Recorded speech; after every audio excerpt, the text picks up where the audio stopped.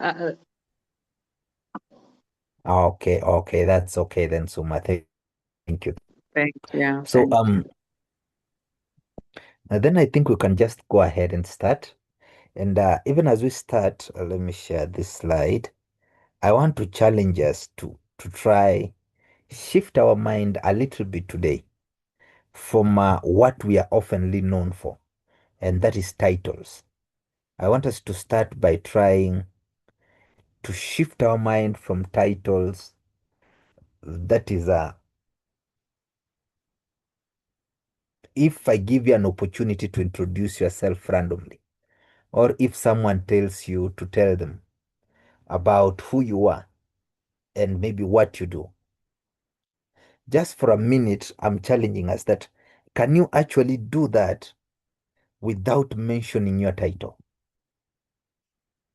And because somehow, if we can manage to shift our mindset from titles, then we can be able to talk about impact. You've heard people say, hello, I'm Raymond Mokaya.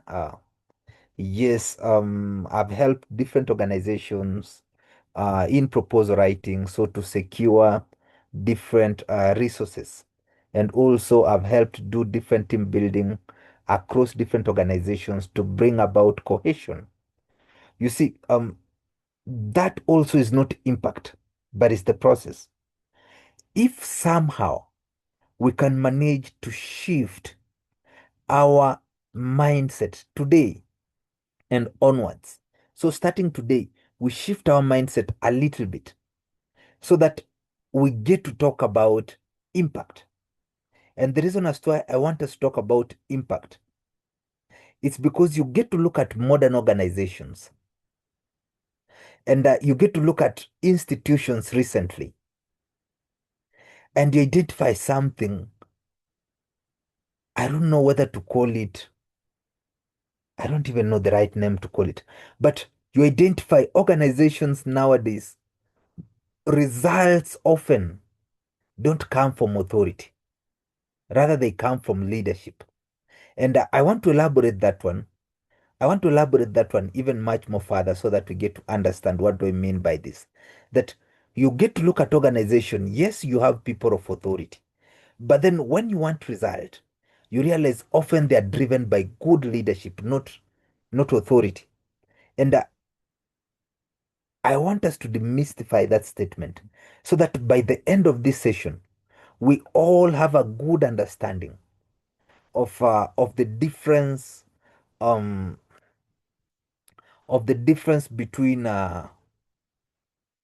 between managing and leading. And when I talk of managing and leading, most importantly, I want us to look at how can we shift from one to the other. How can we strive a balance between management and leadership to drive real performance, as performance is what brings about impact. And the reason as to why I'm talking of this, I'm trying to think of a good example. I think, let me ask us this. If right now you're presented an opportunity to respond, maybe let's respond to this. In that place of work where you are, do people actually follow you because they have to? Or do people follow your guiding and your instructions because they want to?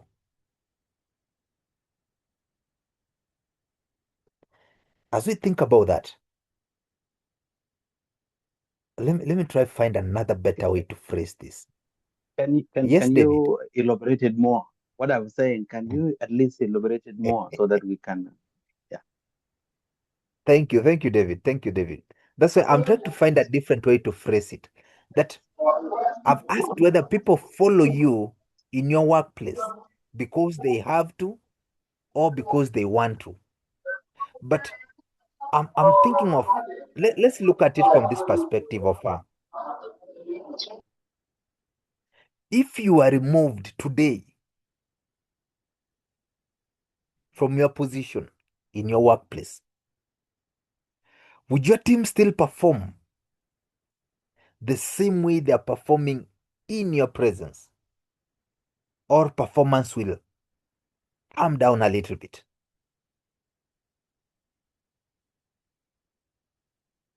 Just ask yourself that question. You are a leader, you are a manager, you are a supervisor, you are a project officer, you are a director.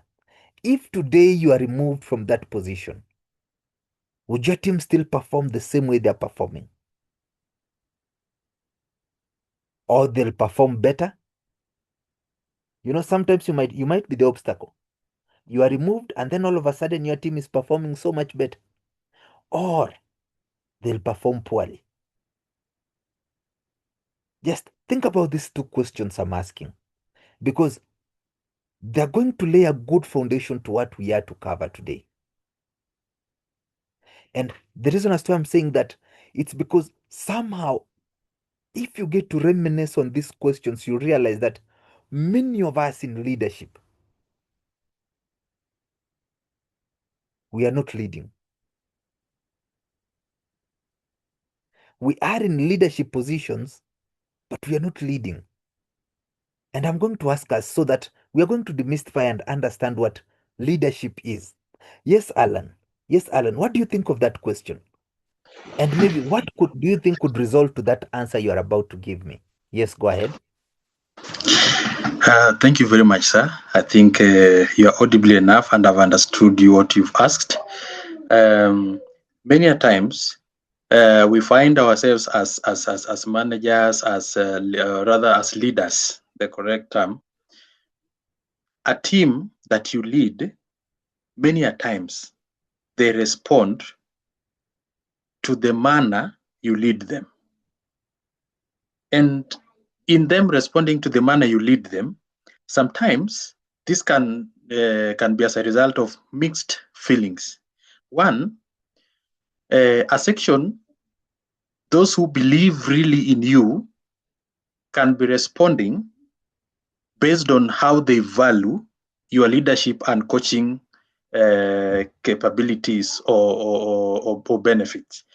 Two, a section can respond as a result of the respect they hold to the office you occupy. So many a times in my own scenario, and I've always recommended that as a leader, it's very important that your subject, or rather your reportees, perform based on how best you coach them. And if your team performs based on how best you coach them, there are high chances or rather possibilities of this team to even outdo you, because we coach people so that they become better than us, not that they become us. Sometimes it is possible for them to perform better than even when you are present as a result of your coaching and guidance. Thank you. Okay. Thank you for that. You've raised a few very, very important things I want us to discuss. That is, first, you've talked about, before I allow Nancy, you've talked about trust. That these people might do something because of the level of trust they have in you, and also how much they believe in you. This somehow is bringing up something like inspiration, because they'll believe in you through how you inspire them. But before I actually expound on what you've said, because it's laying a good foundation to what we are about to cover, let me hear from Nancy, and then I saw Doctor had raised her hand as well. Let me hear from Nancy first. Yes, Okay, Nancy. thank you. Thank you for this opportunity and good evening, everyone. Good evening. From the scenario, I'm just looking at, reflecting at my workplace and placing myself as a leader.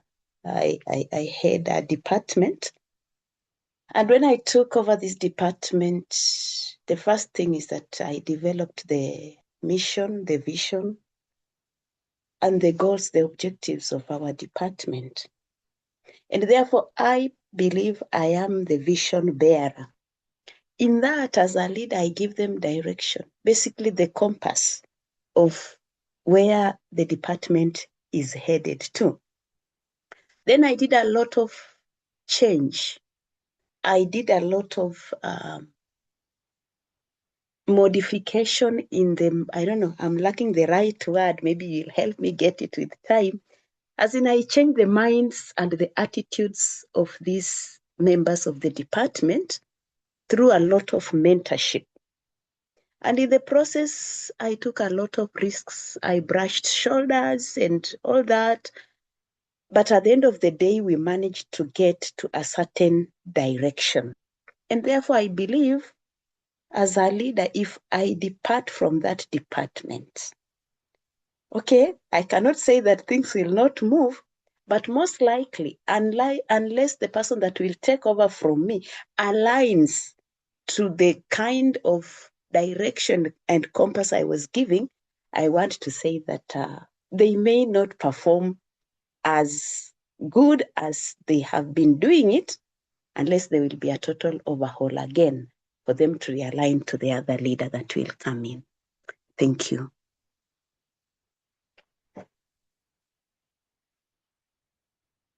Hello? Am I lost? No, No, you're not lost, Nancy. Nancy. Thank You you, want thank to you, thank you for that. participate? Thank you for that honest response and feedback. Let me hear from. I'll allow 3, and then I will respond as I'll be engaging us with different questions. Before I allow, I see Galaxy A04. I think was it Dr. Malek or Kapchanga? You had raised your hand. Yes, Kapchanga. Yes, good evening, and responding from Kitale, Kenya. One thing about leadership is if you're in a position of leadership, the most important thing is you are the vision bearer at that point in time. And being the vision bearer, it is incumbent upon you to influence the persons below you to show them the way, the how, the why, and make them really understand the reason why they ought to do it in the manner you aspire them to. So much so that even in your absence, the performance is not supposed to be shaken. Because if it happens by any chance that you're not present and that performance is shaken, it simply means that the leadership that you are trying to inspire amongst your juniors or your subjects was not well taken. So it is imperative upon those ones in positions of leadership to make sure that they walk the way, they give an inspiration of giving examples and leading by example, so that if I tell you to work hard, for example, it should first begin and start with me. And when we fail, because that is a matter of teamwork, if the whole thing fails, then I have also to take responsibility as a leader. So the bottom line of it all is that at the end of it all, if I have trained you well, if you really have taken in the vision I've shared with you, then you should be able to perform the duty even in my absence, and excellently so. Thank you. Thank you, Dr. Kapchanga. That is a very good thing also you've raised, that if you mentor well, if you influence well, it means you don't remain the constant. And the only way to showcase your mentorship was successful is if in your absentia, your subjects can perform like they used to, or even much more better. Now, let me hear from, is it Galaxy? Galaxy A04?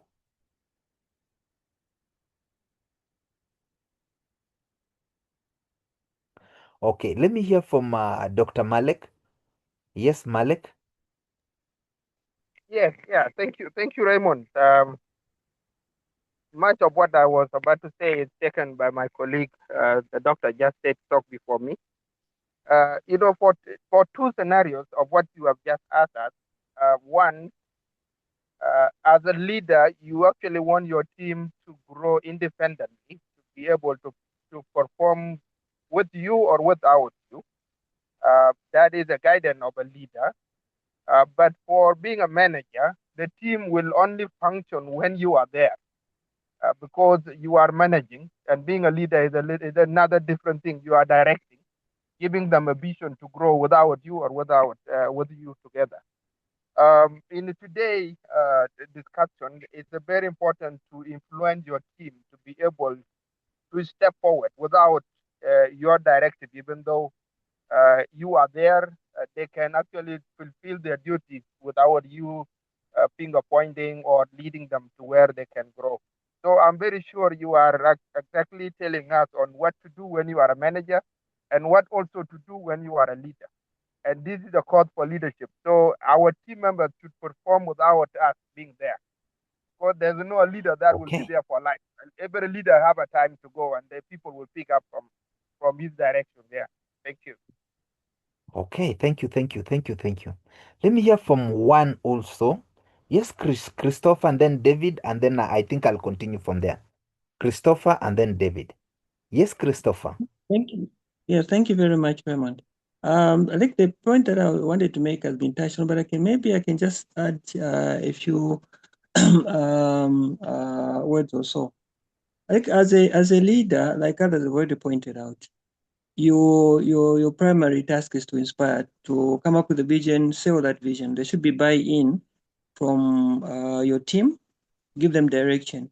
Then through mentorship and coaching, they should be increasingly less dependent on you. Work should go on, whether just as effectively as when you are around, or even more than that when you're not around. So, and in a way, you can create an environment where when you're not there, there are leadership, there are leaders that you will have created. They know who does that and when do we do this and how do we do that and where we are going. So when they are less dependent on you, you know that you are onto something. Even when you leave, they will be able to pivot to another leader, because you will have coached them in a manner that they will realize they need to follow a vision. They will expect direction from the next leader. Thank you. Thank you, Mutale. Thank you, Mutale. Yes, David. And then I continue. Yeah, thank you so much. Good evening, colleague, and good afternoon for those who are not in Africa. What I would want to add on what others have said, as a leader, it is more of the impact of your leadership style that determine the performance of your team, whether you are there or not. If your leadership style is that of that affects your team, and then even if you are not there, the team can still perform well. But if the team perform well because you are there, and then when you leave, the performance goes down, mean that it was not because you are giving them something, but it's because maybe you are threatening them or they are fearing of you. That is why I was saying that it depends on it is being determined by the style that you are now leading your team. Thank you. Thank you. So we are saying, if you can have your team perform well in your presence, but then they perform poorly without your presence, then you are a good manager. But if you can hack that gap and find the balance on how you can have them perform well with or without your presence, then you are a leader. I want to believe this is the one thing we are trying to say. But remember, I'm not trying to negate the fact that management skills are key. I'm just trying to find a ground where now we can harmonize both leadership and management.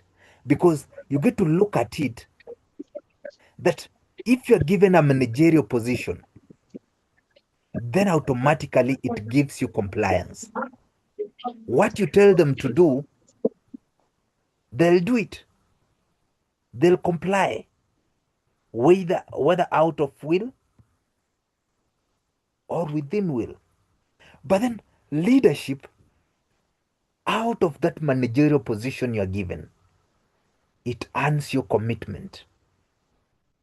And you've seen people earning commitment even out of the management position.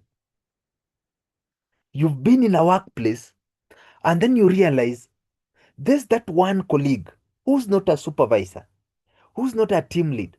But if he tells these people, his colleagues, that let's do A, B, C, and D, everybody will do it.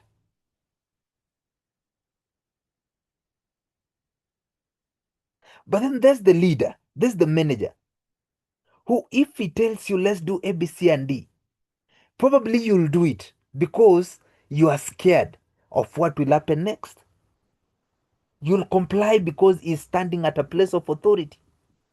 But you won't do it as excellently as when this colleague of yours will tell you, let's do A, B, C, and D. What is this telling you? It's telling you this colleague, somehow, they've earned that commitment. But then the manager, they've been placed in a position of compliance.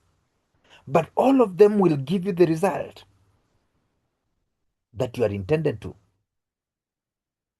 But then we ask ourselves, it's like looking at a bus driver, you know, where people are on that bus, not because they don't want to, or not because they want to. It's because they need that transport. So the one thing that has made them to actually on board the bus, it's because they need that transport.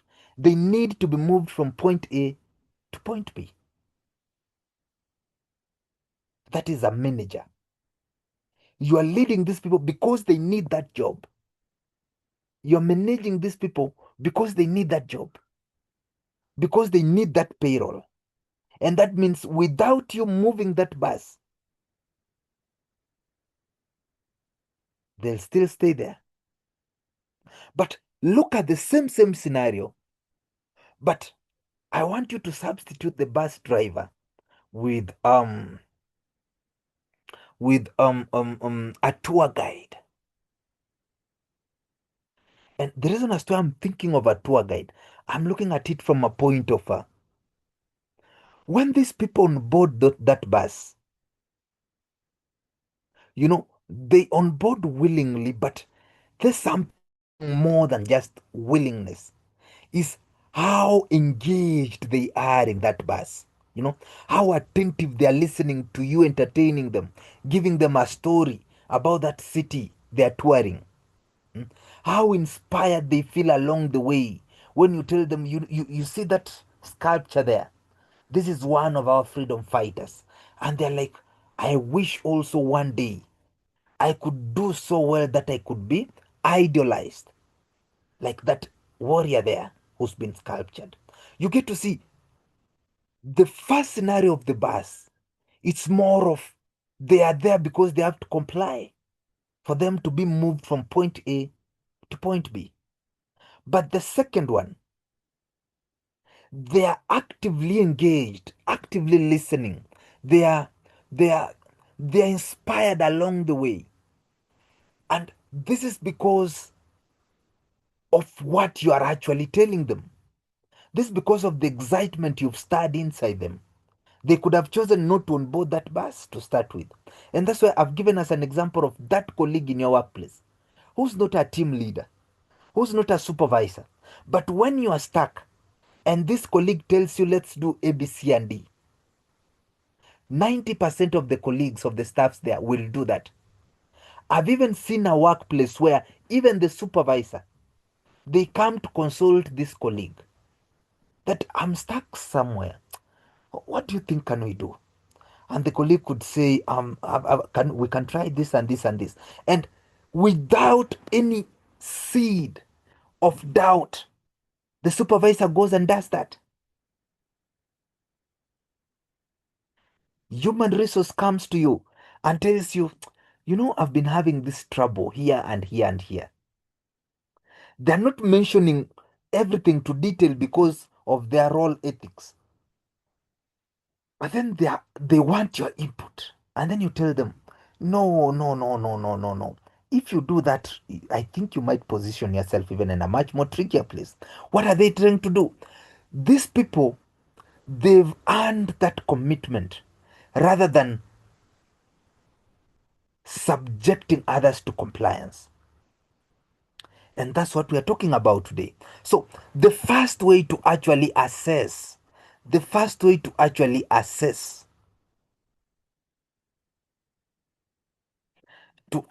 now, before we get to look at what leadership is, the first way to assess now whether you are a good leader or you're just a manager is first get to respond to some of these key questions. It's like a self-reflection question, like, do people follow you willingly? Do these people trust your decision, or every now and then they question your decision? Can these people perform even in your absentia? Or do they just perform because of you? Because we've seen it. You can attest. Places where supervisor leaves and then the office suddenly becomes unproductive. And if I were to find the right term to describe that, I could call it's more of supervision dependency. That is, they have to be told, go for that home visit, for them to go to that home visit. And as we reflect on this question, you can just ask yourself, what of this challenges you the most in that place of leadership you are in? Because it's important. And now that we've talked of that, let's then get to understand what is leadership. Because in the different examples we've mentioned, in the different responses we've given, we've talked of influence, we've talked of direction, we've talked of inspiration. And basically what we are trying to say is leadership is not control. Rather, it's influence, That how can you find the balance to actually shape behavior without force? You are the vision bearer. Have you escalated this vision to your staffs, to your subjects? Do they actually know where you are going, or they are waiting for your direction for them to implement? And most importantly, you might have a team that knows where they are going, that actually that is they've reformed, but then they don't feel motivated. And that's the question of inspiration. Does your team feel motivated? I remember in a certain role, I once decided to actually accompany some of my field officers to go for home visit, school visit, and write these reports with them. And I remember the first comment one person said, that this is new. I've been doing this for the past almost 4 years, and not even once has our project coordinator decided to actually step out of the office and come, tarmac, walk with us to see what we go through every day. And I told them, I don't see a big deal here. I need to know the challenges you guys go through, so that if tomorrow I'm grinding you for not meeting your target, I also can help you find a solution. So we went there. We went to the home visits, the school visits. We went through the community. We did everything together. And then I felt it was noon. I felt hungry. I asked them, where do you guys eat at lunch?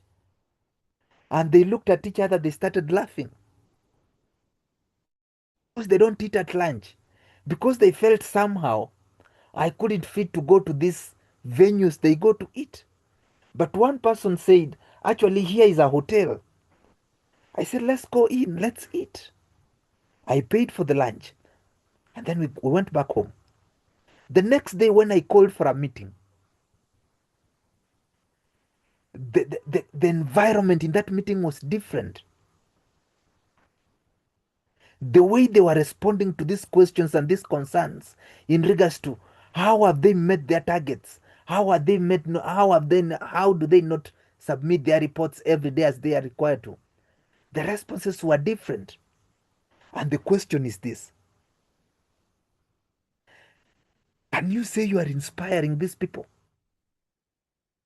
that they can go to that field with pride, not because they feel inferior, but because they feel like the work they are doing is so important that even you can save 1 minute of your time to actually go help them? Do you compliment? Do you actually recommend some of the good work they do? Do they feel appreciated in that place they are working? Because these are the things that stir motivation. And I'm looking at it like someone carrying a torch in the dark, where people are following you, not because they must, but they're following you somehow because you are helping them see the way. These people are used to going sit somewhere under a tree and cook some of this data. But then you've gone to them to these home visits, to this village, to this school. You've asked these questions with them. You've interacted with these parents, with these headmasters. You've laughed with them. You've collected the data, and then they're wondering, how are you making this task so enjoyable? And yet it's the same task we've been looking at. These are the questions you need to ask yourself. And then you tell them, do you know, actually, as a program, we depend on this data to make decisions. That means if we don't get this data, then we might as well close the program. Then we position ourselves in a much more riskier place where the donor can retract. They feel so valued. Can you say that I've moved from the task to the people as a leader? Because somehow, if you need to find the balance between management and leadership, then you need to find the ground where it's not just about the task, but also it's about the people. Because if you approach the people, then you can come up with a motivation, with an inspirational approach. But if you approach the task only, then you will meet your target, but you won't know whether your people are being burnt out. You won't know whether your people are being demotivated. You won't know whether they're waiting for you to move out so that they stop doing what they're doing. It's like, I know we have teachers here. I saw a certain institution where even in the absence of the teacher, the students are rearranging themselves. They're doing some assignments within themselves. They're even looking for a question, for a questionnaire, their test in the library, and they're sitting down doing it, and then they go for the marking scheme. And then you even ask, how are they doing this? It's because somehow their teacher has found that connection on how to become a leader to them, not just a manager. And these teachers, even in the absentia of the teacher, these students, even in the absentia of the teacher, they are self-committed towards becoming better individuals. So that when the teacher came back, they're actually giving the teacher reports that we did test A, we did test B. Actually, we even marked. We exchanged the answers amongst ourselves, and we marked for each other. And you see, this is the form of leadership we are talking about. And then, if this is leadership, then what's management? And the one thing that I want us to understand is management is as important as leadership. Don't misunderstand something here. That if you focus so much on leadership, then you should negate your management roles. Management is as critical as leadership, because management brings about that organizing, that planning aspect of leadership. The only thing that it regulates is the controlling. But remember, also for you to direct, you have to control. You have to share your vision. And before other people on board in the same vision, you have to direct their direction. And I'm looking at it like the bus have given, or a machine, that for you to ensure that the machine has done its role or its purpose, you have to ensure all the parts of that machine are working efficiently. But then this only works well when you're dealing with a machine, because the moment you are dealing with people, now that's where the need for leadership comes in. You needed these people to do A, B, C, and D every day. But then 2 people didn't manage to do that. Why? Because you've come to understand that not everyone has the same strength. I might be very technical. I might be very social. Now here's where you appreciate personalities. As you assign or as you delegate roles, you delegate as per people's strengths. And that's where now, when we look at this difference between leadership and management, you get to see somehow leadership is more of people centered. It's more of vision oriented, whereas management is more of execution and process. And I say, if then that is how it is, for you to find this balance, then you have to look at leadership as the architect, as the one tool that defines what the vision should look like. But then for this to be realized, management must be harmonized, because the management is the builder, is the one thing that is there to ensure that everything is done properly for the vision to be realized. So if you are in a place of management, just know this: you can manage people. You can ensure these people have executed everything. They've adhered within the given processes. But that does not mean you've led them properly. That does not mean you've led them properly. And why am I saying that?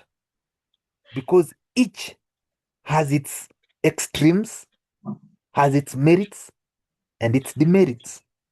Look at management, for example, because I want us to look at these extremes. If there's too much management, it could be misunderstood for micromanagement. Micromanagement, you are deciding everything everywhere for everybody. And if you micromanage your staff, automatically it will lead to low morale. And for those who are loud enough, who are courageous enough to stand up, it will lead to resistance. Have you ever been in a workplace where you're telling your supervisor, you hired me because of my qualifications and experience, and the one thing that you asked me during the interview is if I have the right skills to implement these roles? Then kindly give me space to implement them. You are on my neck on every decision I make. You see, that is the resistance we are talking about. That is, yes, you're managing, but to the far extreme. Now you're micromanaging.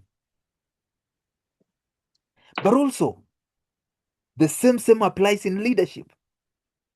That is, if, for example, you don't apply your leadership with the right intensity it deserves,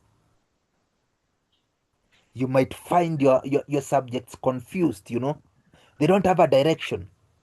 Yes, they are collecting data every day, but they don't know why. Like the example I've given of the home visits. What time? Like the example I've given of the home visits. These field officers, they could go to the community every day, to the schools every day, to collect data. Eventually, they stopped going to the villages, to the homes, to the schools, and they found a loophole where they could just meet somewhere, sit under a tree, sit in a hotel, and fill in these documents. And then they submit them to the offices. And we use these documents to actually inform policies, to inform budget allocation. But why were they doing that? It's because they were managed, yes. Every day they knew if we could come report in the office and then leave for the field, automatically the project officer will know we've gone to the field, and they might do a phone call to actually follow up. And in the evening, they'll be required to submit a report. And that's what they were doing every day. They go to the field and they submit a report. But they didn't have the vision. They didn't share the same vision or the direction as the project officer as to why it was important for them to submit a good report. And that means if you don't give leadership, then there's confusion, there's no direction. The same way, there won't be motivation. Imagine one day going to that field officer and telling them, do you know this young girl in this community? They are where they are and who they are today because of you. I couldn't have met them. I couldn't have identified them. I couldn't have rescued them from that environment they are in. Look at her peers. Some of them are school dropouts. They are teenagers, already parents. They are drug and substance addicts and abusers. But look at this student right now. He has graduated. He has secured a job. Now he's the one going to the same community to advise them. And all that happened because of you. Because you chose to spare 1 minute of your time and go to that community and identify the right person to mentor and enroll in this program. Somehow it brings a certain form of motivation. And we usually say, before we incentivize motivation, acknowledgement and appreciation goes a long way. Have you ever been in an office where every time a director comes in, they tell you, hello, Raymond, you're doing a very great job. Keep on doing that. What does it do to your morale? What does it do to your spirits? These are the things we are talking about leadership. Because if you choose to omit that and offer poor leadership, little leadership, then there will be confusion. There won't be direction. There will be low motivation. And sometimes that could result to poor results.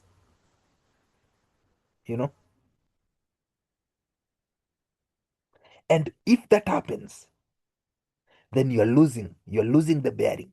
Now that we are doing senior leadership and leadership itself, it's important to know that control kills ownership.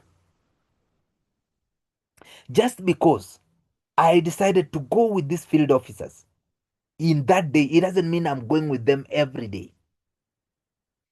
I just went there, and when we came back, I was telling them, the work you're doing is not easy.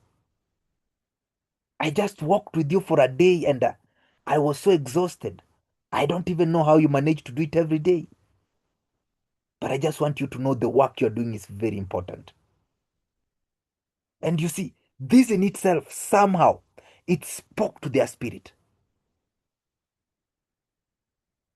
It spoke to their spirit. They felt like someone actually sees us and hears us. And this is what I mean when I talk of leadership.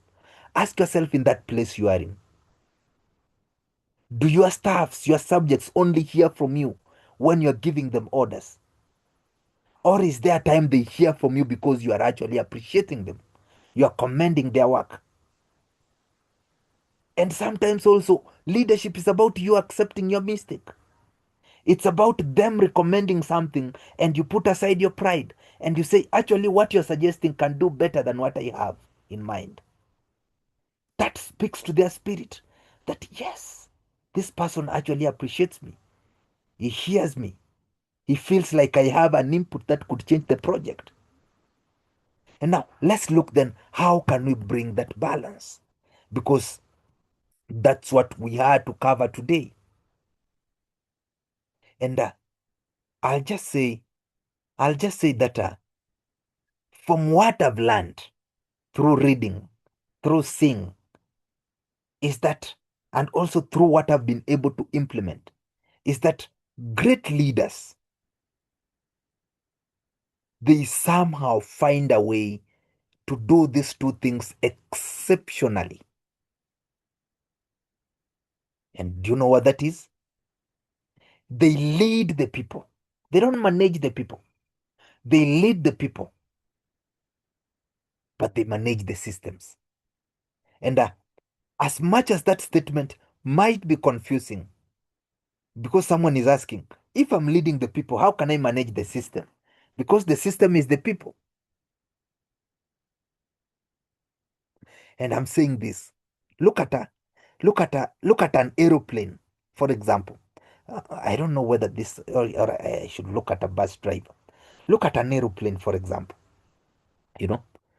When the pilot comes in, what do they do in that plane before it takes off? Because the work of the pilot is to fly the plane, right? That is to sit down and fly the plane. That is the work of the pilot. And that means before they start flying that plane, they have to assess the plane. That is managing the system. They have to look at the plane. They have to look at everything is working well. They have to look at the wind, the velocity. I don't know whether it's the velocity of the wind, all those. But there's something they do more than just managing that system. The moment they step into that plane, first thing is they speak to their passengers. And as they speak to their passengers, they calm them. They invite them. I saw even other pilots, they can even crack a joke to make the people actually laugh, smile, because not everybody has boarded a plane before. Others, it's their first time, they're petrified. The moment the plane is about to actually lift, they are scared, they hold on to the chairs. And what does the pilot do? The pilot talks to them. They calms them. And even during a turbulence, what does the pilot do? The pilot doesn't remain quiet. The pilot tells them we are actually heading towards a turbulence. But I want to inform you that you are safe. Just stay calm. We are going to surpass this turbulence in the next 2 minutes. You see, somehow this pilot has found a way to manage the system, but lead the people. You go to that workplace. Yes, there's a policy. As a leader, look at the policies. What does the policy say? That everybody needs to report at 8 a.m. and leave at 5 p.m. That's what the policy says. The policy says that everybody has a 2 hours lunch break. The policy says that you have to be able to meet your targets on time. But then you as a leader, how can you now lead these people? There are documents and tools there that once they report, they sign in and they sign out. But you as a leader, how can you lead these people? Is when you talk to them, you appreciate their work. You tell them their work is important. You guide them, but most importantly, you ensure that you've onboarded them in your vision for that organization. So that even in your absentia, they become co-advocates, co-ambassadors of that same vision that you carry, like that of the teacher. That even when the teacher is not there, the students are still realigning themselves, rearranging themselves to ensure that they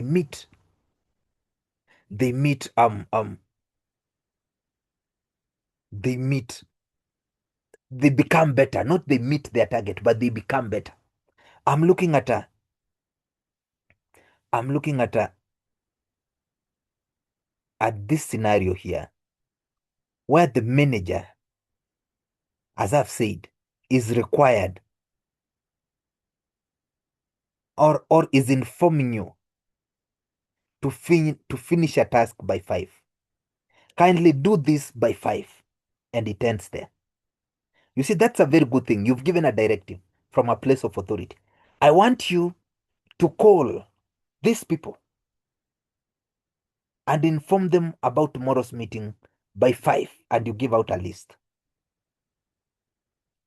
You are saying, submit these reports, for example, by Friday, and that is it. But then there's someone else who's saying, kindly call these people and give me that report by 5, because it needs to inform me on what exactly to allocate while planning for that meeting tomorrow. Like, for example, how many seats are we supposed to arrange? How many food reservations are we supposed to do to make, so that the chefs get to know what they're supposed to do? So kindly do it. Or, for example, do this report by Friday, because it's going to influence the funding decision that we are going to have in that meeting we're going to have by Friday. Why am I giving an extra little explanation? It's because I want them to see I want them to commit, and also to commit with purpose, because I want them to onboard to that vision as to why I'm giving them that task. I want them to know that if we don't get the funding, it's not because they didn't do the report, but it's because they did the report late. I want them to carry that burden as well. I want them to know that if tomorrow we are going to have food for only 10 stakeholders, but the stakeholders who will be in attendance will be 40, it's them who actually caused that, because they didn't carry out the task just because it was supposed to be carried out. They carried out the task because they knew the purpose as to why that task was important. Leadership is more about not having your subjects commit blindly, but having them commit with purpose. Having them commit after they've subscribed to your vision. And this answers the question as to why communication is important. This answers the question as to why decision making is important. Accountability and emotional intelligence. Why? Because the moment you communicate with clarity, then you eliminate the confusion. The moment you actually you make decisions and you own them, it brings about some sense of ownership. Like, I've seen severally how indecision creates chaos. You know? Yes, there was this problem. I asked you, you didn't tell me what to do. So I went ahead and I did this. Someone else, I didn't act on it because I didn't know what to do. As a leader, it's your responsibility to make both the hard and the soft decisions. And most importantly, when we talk of accountability, it's about setting standard. You don't just deflect every consequence, be it it's positive or negative. But somehow, you get to set a performance standard amongst your subjects. You know, when they do better and you are in a meeting, you are saying, yes, we did better, not because I was their team lead, just because of that, but also because of the hours these people committed. Give credit to them. Be accountable to your subjects too. Let them know, not just to you, but let them know their work is appreciated even from your seniors. And when you're not doing well, the same way, we tried our level best. First, you start by owning. You don't deflect. You don't say, I tried to push these people, but they didn't. That's why we did poorly. No. You say, we tried our level best. But there are things that we seem to have had challenges on. But we are working on improving them. We've come up with a performance improvement plan to improve on those things. And I'm going to sit down with my team. We actually actualize this plan to make sure that in our next reporting period, we realize an improvement. What have you done? You are accountable. And this in itself, it builds the trust, because we've talked of leadership as building trust. It builds the trust amongst your peers that you have their back. But don't assume leadership as a weakness, because those who won't achieve, remember we've said there's people and there's system. You manage the system, you lead the people. Those who don't achieve, they'll answer to the system, because the system starts with the policy. The first policy that they sign for a workplace is the contract of employment, which clearly outlines the roles and responsibilities that they commit to do. So if they've not done it for the first time, you've talked to them for the second time, for the third time, what do? You subject them to the policy. That's why there's appraisals. That's why there's termination. And these clauses are in every job. They are in every leadership role. With that one said, up to there.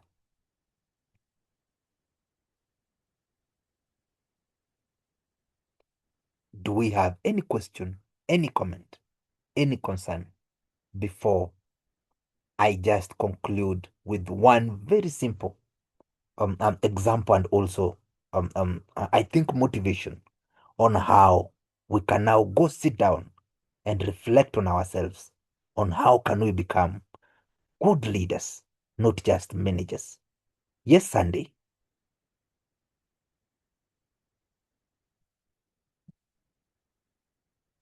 Yes, Sandy.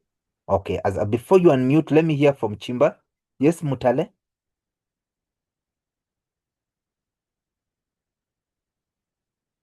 Oh, thank you so much for the presentation. I want to give practical scenarios, what I've learned so far in my past years. I remember when I was working for a certain organization, at first we had the finance manager, a female finance manager, who would just give directives. You need to do this, you need to do that, I need this at this particular time. Then we had another one who came again. What he used to do, he will come to your office and says, there's something that I want you guys to do. And then you say, okay, move out of your chair. He would demonstrate how you are supposed to do. And then now he leave it to you to say, work on this and let's see how far you go on this one. Now, when I look at two people here, the other one was taking a role of a manager, because mostly a manager does not even show examples or does not lead by example because of the directives that a manager gives. But a leader will always try by all means that demonstrate on how something or how an assignment should be done to the subordinates. So what I see, the reason why many people leave organizations, probably it's because of bad managers who, when they see a wrong in their subordinates, they rush to condemn and blame them, even when they may not have provided a way of how to go about the assignment itself. So what I've gotten from here is that we need to embrace the spirit of leadership compared to management, because management can only help us to ensure that we are in compliance with the systems, but leadership will help us to mobilize the people that will help us to achieve the objectives and the goals of the of the organization. Then the last part is the aspect of complimenting your subordinates. You know, complimenting your subordinates, it motivates them, it inspires them, it gives them an extra push to work hard so that even tomorrow they should receive the same compliments. I'll give a practical example. I have two people that normally clean my office where I work. And I normally, every time I'll compliment them. And sometimes the compliment go an extra mile. Maybe when I'm reporting for work, I'll get them maybe bread for their tea, just like that. And I've just been there for a year. They came and actually spoke openly to say, we've not had this opportunity, and you are the first person that have been so interactive with us. So what I'm trying to say here is that in as much as you may hold that particular position, you are a managing director, you are a director general, whatever position, you need to come down, you drop down and interact with the people, including the cleaners, because you cannot operate in a dirty environment. I thought I should just add to that. Thank you. Thank you, Mutale. That is very true. So to just conclude on that, you get to see there's something also you've mentioned, very, very important. I want to believe in any role you are in, if you encounter a challenge with your subjects, before you blame your team, first get to ask yourself, what are you not doing as a leader? Before you blame them, ask yourself that, what am I not doing as a leader? Because as much as management is important, leadership is the one thing you don't see, but it powers everything, like electricity.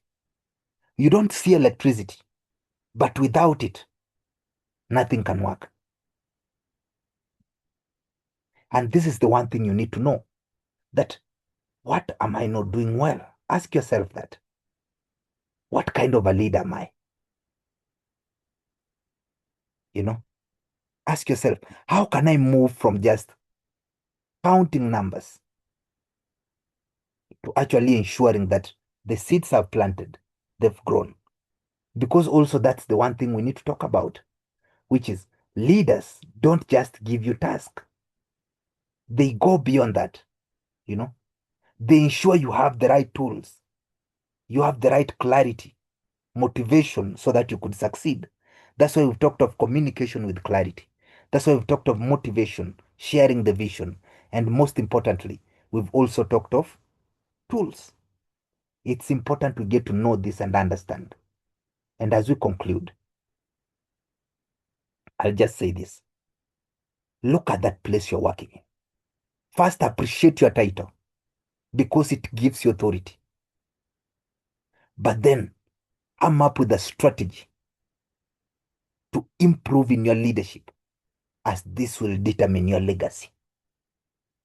People won't just remember you because of your title, but they'll remember you because of your legacy. Ask those people in that workplace. People will tell you about a director who was there, a director who's there, and you'll realize the one thing that will make them remember that director, it's because of their legacy. That director was so good. He could talk to us, he could motivate us, he could do ABC and D. The same way you're giving positive legacy. Some of us, we have negative legacies from the places we've been. We've had one of the worst directors, you know. That director was so abusive, so controlling. If the director could have remained here, probably this organization could have died. I've heard people describe a director that way, meaning that's the legacy they left. So ask yourself, what legacy are you going to leave? You are a good manager, but now don't manage people. Manage tasks, manage systems, and lead those people. As that leadership is the only way you can build a legacy. With that one said, thank you so much for your time. Thank you for your participation. Until next time, let's all have a blessed evening. Thank you very much. Have a blessed evening, Raymond. Thank you.